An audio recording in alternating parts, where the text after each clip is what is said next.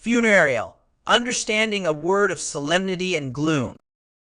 Imagine attending a social event where everyone is dressed in bright colors, laughing and celebrating, but you arrive wearing all black with a somber expression. That's the essence of the word we're exploring today. Funereal. Word type: funereal is an adjective. Meaning: funereal describes something that is suitable for or characteristic of funeral.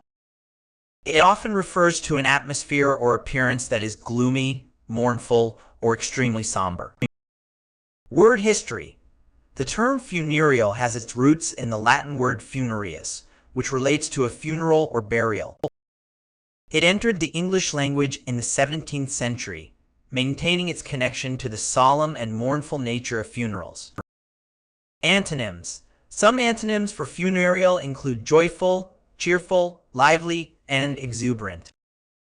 These words represent the opposite of the gloomy and somber nature that funereal embodies.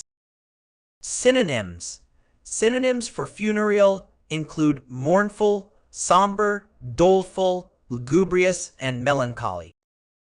These words all share the quality of deep sadness or gloom that funereal conveys. Examples used in sentences. The CEO's funereal tone during the company meeting hinted at impending layoffs. The old mansion had a funereal atmosphere with its dark drapes and dusty furniture. Despite the celebratory occasion, his funereal attire seemed oddly out of place at the wedding. Common errors in use. One common mistake is confusing funereal with funeral. While funeral is a noun referring to the ceremony for a deceased person, funereal is an adjective describing a somber or mournful quality. Another error is using funereal in context where it might be considered overly dramatic or inappropriate, such as describing a minor setback as funereal. To master the use of funereal in your IELTS exam, remember its strong association with extreme solemnity and gloom. This word carries significant emotional weight and should be used judiciously to describe truly somber situations or atmospheres.